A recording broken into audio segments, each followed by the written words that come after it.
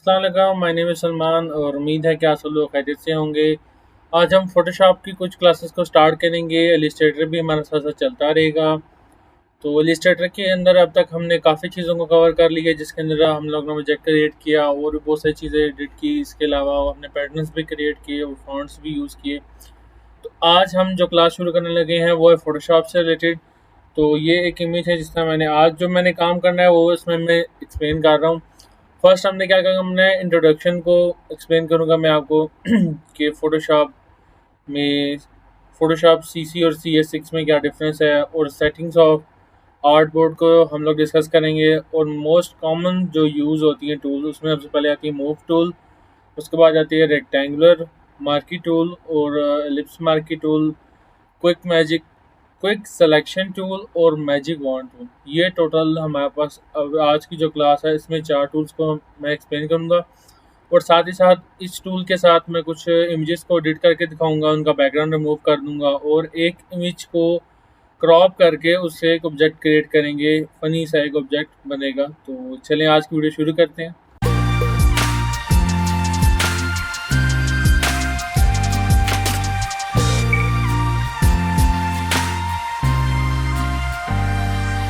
तो ये हमारा फ़ोटोशॉप ओपन हो चुका है। मैं फ़ोटोशॉप का 2019 वो जो वर्ज़न है वो यूज़ कर रहा हूँ।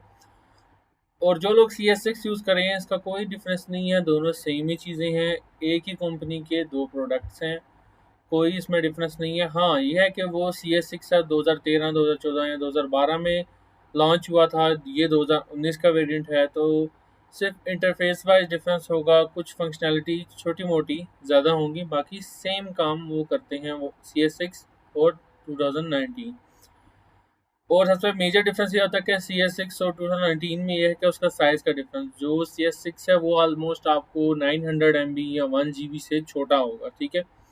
जो ये 2019 वेरिएंट है ये है ऑलमोस्ट 2 GB का, ठीक है। अब जो 2020 वेरिएंट है फोटोशॉप का वो इंस्टॉल करेंगे तो वो आपको ऑलमोस्ट 3 GB या 3 to 4 GB के दरमियान मिल जाएगा।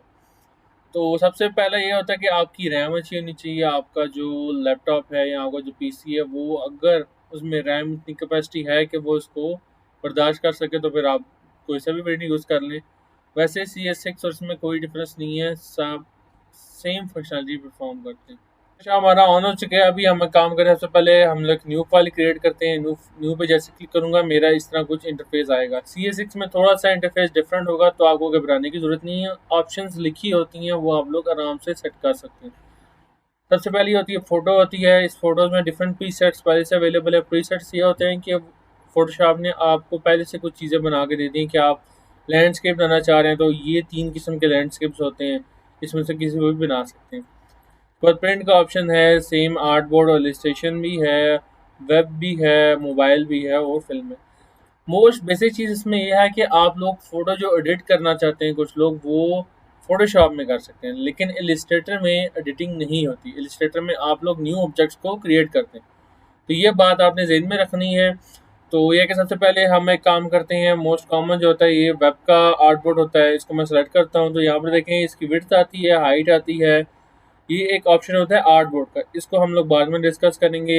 इस ऑप्शन ये आप अगर अभी यहाँ पे क्लिक करें तो पिक्सल्स पे तो बहुत सारी ऑप्शन खुल जाती हैं। तो मेरा ये सजेशन है कि आप इसको पिक्सल्स पर ही रखें।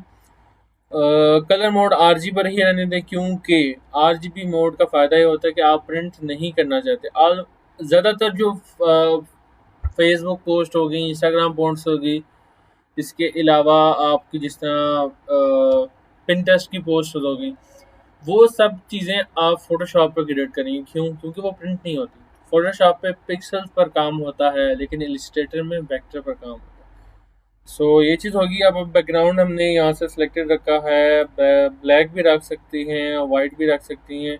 ये बाद में चेंज भी हो जाता है तो इसका कोई इशू नहीं है।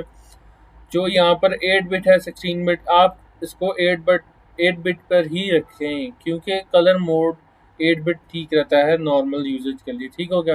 रेजोल्यूशन 720 ठीक है। रेजोल्यूशन 720 होती है, 150 होती है और 300 होती है। 720 थोड़ी हल्की कहा जा सकता है, आसानी से काम होते हैं तो, लेकिन इतना इशू नहीं होता, नज़र नहीं आता। 16 पिक्सल्स पर इंच 72 पिक्सल्स आते हैं आपके, ठीक है। तो मैंने ये रख के इसको सिंपली क्रिएट कर लिया। तो ये कुछ ऐसा आर्टबोर्ड आ गया। तो यहाँ से आप उसकी सेटिंग भी चेंज कर सकते हैं। अगर चेंज करना चाहें यहाँ पर क्लिक करें तो यहाँ पर कुछ चीज़ आती है presets, essential, 3D, motion, printing, photography. तो सबसे ज़्यादा एसेंशियली ठीक रहता है। ये आर्टबोर्ड बन गया आपका, ठीक है। अब ये देखें इसमें आर्टबोर्ड पे क्या कह रहा है कि आर्टबोर्ड को आपने करंट आर्टबोर्ड को नॉर्मल लेयर में क्लिक करा, नॉर्मल लेयर में कन्वर्ट करना है। वो मैं दिखाता हूँ कैसे। यहाँ पर अगर हम जाएँ लेयर्स में तो देखें आपकी लेयर यहाँ पर लॉक हुई हुई है। फोटोशॉप में होता है कि आपकी लेयर लॉक होती है, इसको सबसे पहले आपने डबल क्लिक करना है तो ये आपकी लेयर अनलॉक हो जाए। अब आप इसको सिंपली मूव कर सकते हैं। अब मूव मैं किससे कर रहा हूँ? मूव टूल से। सबसे पहला जो टूल है वो है मूव टूल।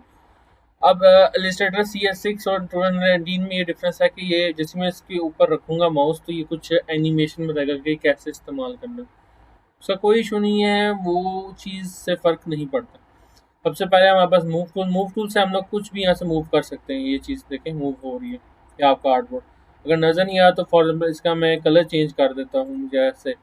अगर आपने अपने आर्टबोर्ड का कलर चेंज करना है, आप देखें जो फर्स्ट पे होता है फोरग्राउंड, ये होता है बैकग्राउंड। आपने अगर फोरग्राउंड कलर मतलब कि ब्लैक कलर डालना है अपने आर्टबोर्ड पे तो आल्ट बैक स्पेस दबा देंगे। इससे क्या होगा कि आपके आर्टबोर्ड का कलर वही हो जाएगा जो आपके वहाँ कलर सेलेक्टेड है। अगर आपने बैकग्राउंड का कलर मतलब कि रेड को फिल करना है तो कंट्रोल बैक स्पेस दबा दें। इसको हमने क्लिक किया और कंट्रोल बैक स्पेस दबा दी। ये हमने कलर्स को चेंज करना। आपने मूव टूल देख लिया। अब हम नेक्स्ट जो टूल हमारे पास आती है वो है रेक्टेंगुलर टूल। अब एक काम करते हैं, यहाँ से हम लोग एक कुछ सैम्पल इमेजेस को क्लिक करते हैं और हम अपने आर्टबोर्ड पर प्लेस करते हैं। ठीक है जी, ये कुछ इमेजेस हैं, हमने इसको उठाया और अपने आर्टबोर्ड पर प्लेस करते हैं। ठीक है, तो कुछ हमारे इस तरह हमारी इमेजेस यहाँ पर प्लेस होना शुरू। पहली इमेज आई, हमने ओके कर दिया। नेक्स्ट इमेज हमने इधर प्लेस कर दी। इसके बाद नेक्स्ट इमेज हमने कुछ इधर प्लेस कर दी और लास्ट इमेज हमारे पास ये आ गई। ठीक है, ये इमेज यहाँ पर आ गई। अब हमने क्या करना है कि यहाँ से अपने आर्टबोर्ड में जाना है, इसको क्लिक करके यहाँ से हाइड करते जाना है अपनी इमेज। फॉर एग्जांपल मैं चाहता हूँ कि हमारे पास ये इमेज आ जाए। ठीक हो गया, ये इमेज कुछ हमारे पास ऐसे आ चुकी है। ठीक है, अब सबसे पहले आपने यूज़ करनी है रेक्टेंगुलर मार्केट टूल। सबसे टॉप पे ये आपको अवेलेबल होगी। फॉर एग्जाम्पल हमने इसमें से कुछ एरिया को सिलेक्ट करना है, जैसे कि ये बिल्डिंग का एरिया, तो हम सिंपली ऐसे क्लिक करेंगे। अभी देखें ये सिलेक्शन आ गई आपके पास। ठीक है, अगर आपने इसी सिलेक्शन के अंदर से कुछ कट आउट करना है तो आपने आल्ट दबा के साइड पे कॉर्नर पे देखेंगे तो ये आपको बटन नज़र आ रहे होंगे। आल्ट दबा के ऐसे क्लिक करना। अगर आपने कुछ ऐड करना है शिफ्ट दबा के एक बॉक्स ड्रॉ करेंगे तो ये चीज़ सिलेक्शन ऐसे बन जाएगी। ठीक है, तो ये कि जैसे क्लिक करेंगे आप कंट्रोल जे दबाएंगे तो ये क्या करेगा, आपको एक किसी कॉपी बनाने का मैं दिखाता हूँ। ये देखें, ये एक कॉपी बन गई। आपकी जो ओरिजिनल लेयर थी वो ये है और जो कॉपी बनी है वो लेयर ये है। ठीक हो गया, इसको डिलीट कर देता हूँ। तो बस मार्की टूल आ गई सेम जिसी तरह ये हमने यूज़ किया। अब हम लिप्स टूल भी यूज़ कर सकते हैं। फॉर एग्जाम्पल सर्कल में जो भी चीज़ होगी, आप ये कुछ ऐसे मैं अगर जूम करके दिखाऊँ तो कुछ ऐसे लाइनें आपको मूव करती हुई नज़र आ रही होंगी मोशन में। जैसे हम लोग कंट्रोल जे दबाएंगे तो ये क्या करेगा, एक इसकी कॉपी बना देगा जो एरिया सिलेक्टेड होगा। ये कुछ ऐसा बनेगा। ठीक है, आप अक्सर देखा होगा प्रोफाइल इमेजेस होती हैं तो उसमें ये चीज़ यूज़ कर सकते हैं। नेक्स्ट जो हमारा टूल देखनी थी वो थी क्विक सिलेक्शन। क्विक सिलेक्शन में क्या होता है? क्विक सिलेक्शन में सबसे पहले तो ये है कि क्विक सिलेक्शन एक टूल है जो सिलेक्ट करती है आपकी इमेजेस में से कुछ हिस्से को। ठीक हो गया, अब एक काम करते हैं, हम यहाँ पर एक सैम्पल इमेज के तौर पे ये एक इमेज ली है हमने। ठीक है जी, हमने क्या किया, अपने क्विक सेशन का जो टूल है उसको बड़ा करना हो तो यहाँ पर ऑप्शन आ रही होती है, इसको क्लिक करें तो ये आपका टूल बड़ा होता जाएगा। ठीक है, यहाँ पर ये साथ एक ऑप्शन है, यहाँ पर जैसे ही आप जाएंगे तो ये इसका साइज़ बड़ा कर सकते हैं जितना मर्जी। ठीक है, एक और शॉर्टकट ये होता है कि लेफ्ट स्क्वायर ब्रैकेट और राइट स्क्वायर ब्रैकेट, इससे छोटा बड़ा। अब देखें मैं यहाँ से लेफ्ट दबा रहा हूँ तो ये छोटा हो रहा है, मैं यहाँ से राइट दबा रहा हूँ तो ये अपना आपका जो कर्सर है वो बड़ा होता जा रहा है। ठीक है, क्विक सिलेक्शन टूल अगर फॉर एग्जाम्पल जैसे आप क्लिक करेंगे तो जो भी आपके इर्द गिर्द ऑब्जेक्ट, अब देखें अब सिलेक्टेड लेयर सिलेक्टेड नहीं थी, लेयर सिलेक्ट किया। अब देखें जो भी आपका करीब आपके कर्सर के साइज़ के मुताबिक जो जो करीब ऑब्जेक्ट आ रहा है ये उसको सिलेक्ट करता जाएगा। ठीक है, अब इसने कहा कि पूरी इमेज को सिलेक्ट कर ले। हमने पूरी इमेज को सिलेक्ट नहीं करना, हम क्या करेंगे कर्सर का साइज़ थोड़ा छोटा करेंगे और यहाँ पर सिलेक्ट करते जाएंगे ऐसे।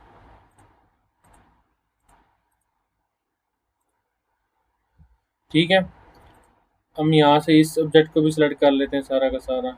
अब मैं यहाँ अगर जूम करूँ तो देखें ये इमेज सिलेक्टेड नहीं है, ये भी हम लोग सिंपली क्लिक करके सिलेक्ट करेंगे सारा का सारा।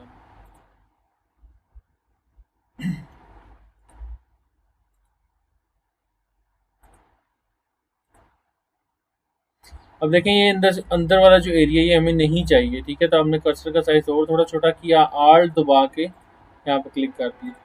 उसने क्या किया, जो जो आपको नहीं चाहिए था उसने उसको ख़त्म कर दिया। अगर आपने कोई चीज़ ऐड करनी है तो आपने सिंपल क्लिक करना है, और अगर आपने कुछ सब्ट्रैक्ट करना है तो आपने आल्ट दबा के क्लिक करना है। ठीक है जी, ये चीज़ होगी यहाँ से। अब हम अगर यहाँ पर देखें तो ये सिंपल हम लोग क्लिक दबा के इसको ऐसे ड्रैग करेंगे तो ये ऑब्जेक्ट को सिलेक्ट करता रहेगा। ठीक है, तो ये थोड़ा सा बाहर हो गया, इसको हम लोग अंदर की तरफ कर लेते हैं। ठीक हो गया। यहाँ से हमारा ऑब्जेक्ट सेलेक्ट हो गया। अगर हम यहाँ पर हैं तो यहाँ से ऑब्जेक्ट सेलेक्ट हो गया। ठीक है, ये सिंपल काम है क्विक सिलेक्शन टूल का। अब देखें यहाँ पर शेडो भी उसने ऐड कर लिया, आल्ट तो बाकी हमने अब क्लिक किया और यहाँ से शेडो रिमूव कर दिया। ठीक है, सही हो गया। यहाँ से ये हो गया। अब हमने क्या करना है, जो लीफ है ये थोड़ा सा यहाँ से सिलेक्ट करना है, ये सिलेक्ट हो गया।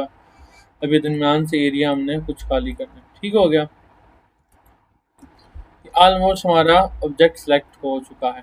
अब हमने सिंपली क्या करना है, हमने कंट्रोल दबा के जे दबाना। ठीक है, उसने क्या किया, आपका ऑब्जेक्ट आपकी इमेज से अलग कर दिया। ठीक है, ये अभी आपको नज़र आ रहा हो कि ना आ रहा है। जैसे मैं एक फॉर इसकी बैकग्राउंड पे एक बॉक्स बनाता हूँ।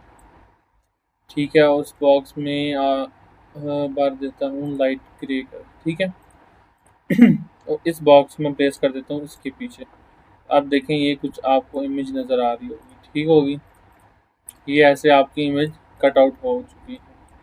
ठीक होगा, यहाँ तक समझ आ गई होगी आपको। अब हम काम करते हैं कि जो हमारा बैक ये जो इमेजेस थी दोनों, इसको हम लोग हाइड कर देते हैं। ठीक है, सही हो गया। अब जो नेक्स्ट काम है कि हमारा पास एक ये इमेज थी। ठीक है जी, अब इस पे हम लोग एक काम करते हैं, हम लोग quick selection tool magic wand tool apply करते हैं। मैजिक वॉन्ड टूल का फंक्शनैलिटी ये होती है कि ये एक कलर को सिलेक्ट करता है। फॉर एग्जांपल ये बिल्डिंग ऑलमोस्ट एक कलर की कहा जा सकता है, लेकिन इसमें भी बहुत सारे शेड्स यूज। अब देखें जहाँ जहाँ पर वो सेम कलर यूज हुआ है, इसने उस बिल्डिंग के एरिया को सिलेक्ट कर लिया। जो क्विक सेलेक्शन टूल होती है वो आपके कर्सर पर डिपेंड करती है, जहाँ कर्सर जाएगा वो सिलेक्ट करता जाएगा। लेकिन जो मैजिक वॉन्ड टूल है वो क्या करेगा, सिर्फ वो चीज़ उस चीज़ को सिलेक्ट करेगा जो सिंगल कलर में मौजूद है। जैसे स्काई ऑलमोस्ट सेम कलर में है तो उसने उसको सिलेक्ट कर लिया है। फॉर एग्जाम्पल हमें मैजिक वॉन्ड टूल को लेते हैं, क्लिक किया और आप आपने शिफ्ट दबा के दोबारा क्लिक करना है, तो ये क्या करेगा, जो जो एरिया आपको चाहिए वो सिलेक्ट करता जाएगा। ठीक है, अब यहाँ से हमने ये चीज़ रिमूव करनी है। अब ये इसलिए इशू कर रहा है क्योंकि इसमें भी स्काई का कुछ कलर आ रहा है। तो इससे इजी ये है कि सबसे पहले आप कंट्रोल डी दबाएं, इससे सिलेक्शन ख़त्म हो जाएगी और आप ये सिंपल स्काई को सिलेक्ट कर लें। ठीक हो गया। अब यहाँ से हम इस चीज़ को ख़त्म कर देते हैं।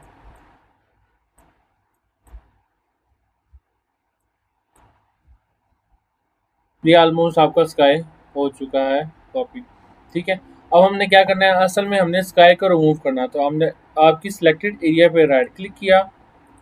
ठीक है, ऐसे हमने राइट क्लिक करना है। फॉर द सबसे पहले इसको हमने इस लेयर को हमने क्लोज करना है। कैसे, अभी ये लेयर स्मार्ट ऑब्जेक्ट में, स्मार्ट ऑब्जेक्ट का ये होता है कि हम लोग इसमें एडिट नहीं कर सकते। राइट क्लिक करेंगे और यहाँ पर हम लोग रेस्टराइज कर देंगे इसको। ठीक है, अब हम जैसे ही हम इस पर राइट क्लिक करते हैं इस लेयर पे, हमने यहाँ से क्विक सिलेक्शन टूल में गए, ने राइट क्लिक किया और देखें यहाँ पर आता है सिलेक्ट इनवर्स। सिलेक्ट इनवर्स को क्लिक करना है। ठीक है जी, अब इसने क्या किया है कि स्काई को छोड़ के बाकी सब चीज़ों को उसने सेलेक्ट कर लिया। ठीक है, तो हमने इसका क्या करना है जी, कंट्रोल जे करना है। तो अगर आपको नज़र आ रहा हो तो इसने क्या किया है, इसके साथ इसने इसका बैकग्राउंड रिमूव कर दिया। अगर हम इस पर अब एक हम बॉक्स ड्रॉ करें, ठीक है, ब्लैक कलर का।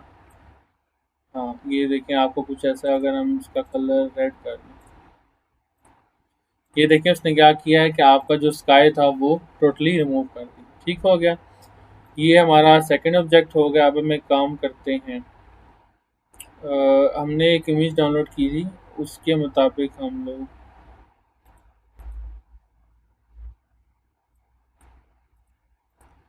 यहाँ से हम लोग सिंपली क्लोज टैब कर देते हैं। अभी देखिए हमारी लेयर्स नज़र आ रही हैं सारी की सारी।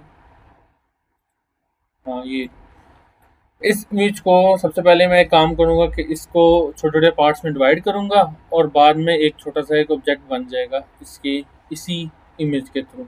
तो चलिए सबसे पहले मैं सिंपली फास्ट फॉरवर्ड करके इसको कट आउट कर लेता हूँ।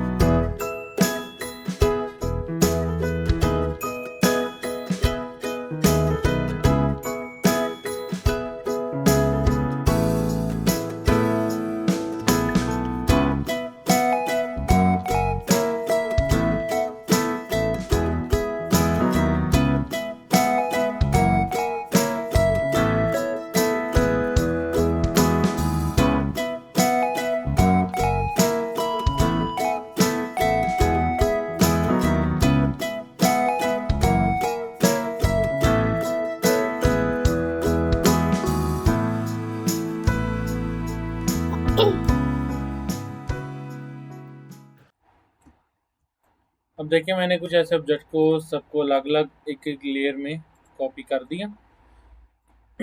तो कॉपी करने का ये देखिए ये तरीका था कि आपने सेलेक्ट करना है और कंट्रोल जी दबाएंगे तो इसकी एक न्यू लेयर बन।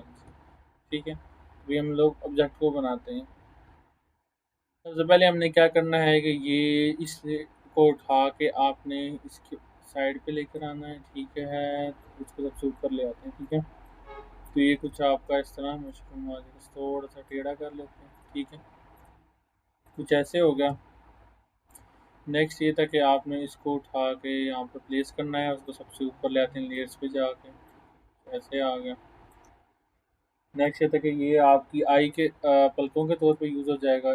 इस लेयर को अगर हम ऊपर ऐसे उठा के लेयर पैनल से ऊपर उठा के ऊपर ले आएंगे ऐसे करके सिंपल। ठीक है, और इसको थोड़ा सा हम लोग छोटा कर लेते हैं। इसको हम लोग सिंपली आल दबा के ड्रैग करेंगे, क्लिक और ड्रैग, उसकी कॉपी बन जाएगी। और उसको हम लोग रोटेट कर लेंगे। रोटेट कैसे होता है कि यहाँ पर अगर हम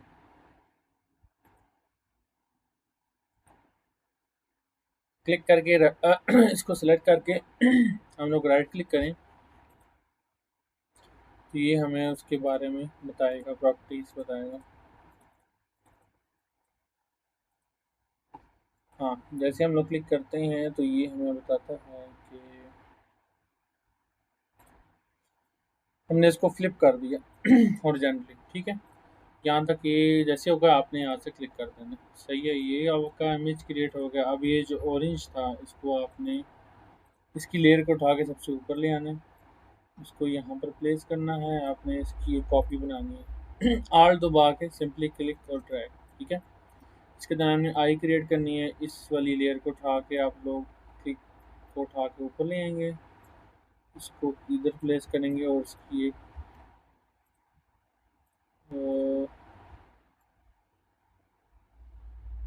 कॉपी बनानी है। ठीक है, ये बन गया।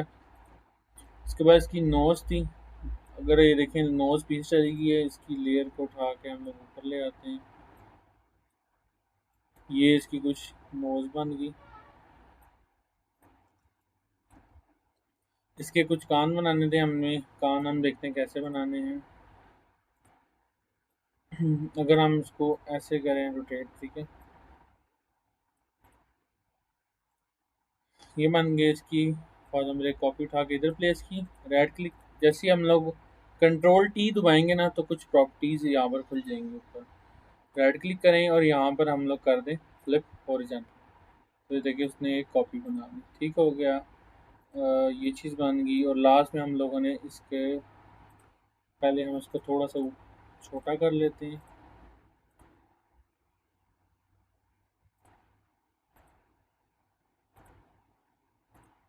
इस सब चीज़ों को हम लोग सेलेक्ट करके थोड़ा सा छोटा करेंगे और इसको थोड़ा सा ऊपर प्लेस करेंगे। ठीक है। लास्ट में हम लोगों ने इसके मुंह के ऊपर ये चीज़ रखनी है, ये वाली चीज़ सबसे नीचे है, इसको उठा के हमने ऊपर लिया है और अब हम यहाँ पर इसको रखते हैं। तो ये एक किस्म के इसके लिप्स बन गए। ठीक